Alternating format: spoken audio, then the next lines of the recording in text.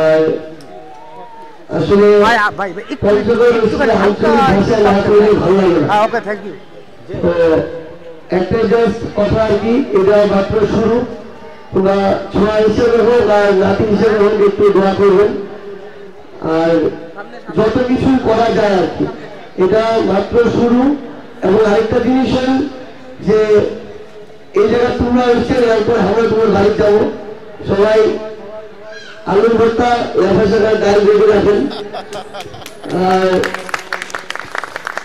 ব্যাপার যে আমার কখনো নেতা মনে করার দরকার নেই। আমার তোমার ছোঁয়া অথবা নাতি দুটার একটা অথবা ভাই, এর বেশি কিছু নেই। আর অনেক কিছু ইচ্ছা আছে, অনেক কিছু স্বপ্ন আছে পঞ্চগড়ে গেলে, আস্তে আস্তে তোমরা দেখা পাবেন। তবে একটা জিনিস আর কি, পঞ্চগড়ে নতুন করে যে আমার ডিসি সাহেব একটা টাওয়ারের ডিজাইন করছে আর কি। ওই যে করতোয়া ব্রিজের পাশে প্রায় 23 তলা একটা টাওয়ার হবে। তো এই বছরের মধ্যে এই টাওয়ারটা হবে, এটা হবে পুরো বাংলাদেশের মধ্যে সবচেয়ে বড় টাওয়ার। এইটা থেকে মোটামুটি টাওয়ারে ঢুকতে তোমরা তেঁতুলিয়া বাংলা আশা করি সবাই দেখা পাবেন। তো এরকম কিছু জিনিসপত্র তৈরি করা লাগবে পঞ্চগড়ে, যেটা দেখবার তাহলে পুরো বাংলাদেশ থেকে লোকজন আসবে। আমরা একটা জিনিস মনে করি আর কি, যে মানুষের ক্ষমতা আইন আছে কাই নাই, টাকাও আইন আছে কাই নাই, কিন্তু কেউ যদি কিছু একটা করে যায়, এটা 10 বছর 20 বছর 50 বছর 100 বছর হয়ে যাবে। আর টাকাতে কিন্তু মান সম্মান কোনোদিন কিনা যায় না। এই যে তোমার এরকম স্নেহ ভালোবাসা আদর, এটা টাকাতে পাই যাবে। কত লোকের কত টাকা আছে, কিন্তু এই জিনিসটা নাই। তো এই জন্য জাস্ট তোমরা দোয়া করবেন, এইটুকুই চাওয়া আসলে। আর জাস্ট একটা জিনিস হচ্ছে আমাদের সাংবাদিক ভাই বোনদের উদ্দেশ্যে একটু, সেটা হচ্ছে যে পঞ্চগড়ের এখানে যে কম্বলগুলো এসেছে, আমরা পঞ্চগড় জেলার প্রত্যেকটি ইউনিয়নে আমরা আমাদের জায়গা থেকে এই কম্বলগুলো পৌঁছে দিব, হয়তো একটু আগে অথবা পরে। আমরা মনে করি যে আসলে বাংলাদেশে অনেক মানুষ রয়েছে যারা এগুলো দেওয়ার সামর্থ্য রাখে। আমাদের শুধু সদিচ্ছা রাখবে তাদের সাথে যোগাযোগ করার।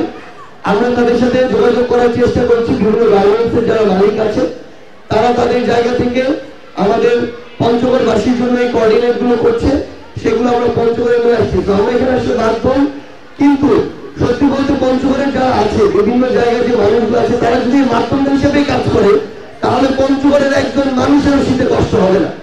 কিন্তু এই সদিচ্ছায় আমরা অনেক মানুষের মধ্যে আসলে সেভাবে দেখি না। তো পঞ্চগড় বিগত 16 বছরে অনেক বৈষম্যের শিকার হয়েছে, পুরো রংপুর বিভাগই অনেক বৈষম্যের শিকার হয়েছে। এখানে খালি দেখা যায় যে কয়েকটা রাস্তা হয়েছে, এই রাস্তা ছাড়া আর কি হয়েছে?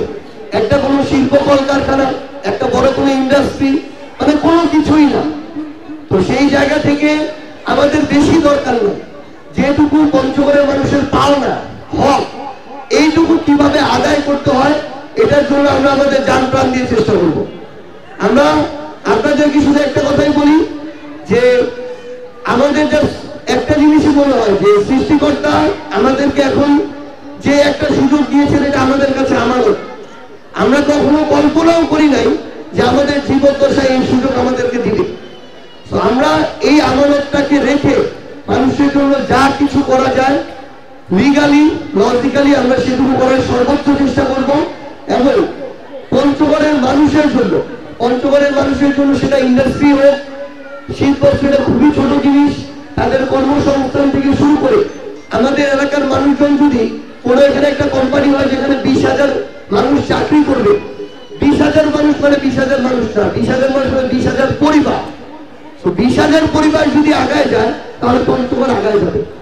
এবং আরেকটা জিনিস, আমরা প্রত্যেকটা জেলা এবং আমাদের উপজেলা এবং ইউনিয়নে লোক ঠিক করবো খুব দ্রুত।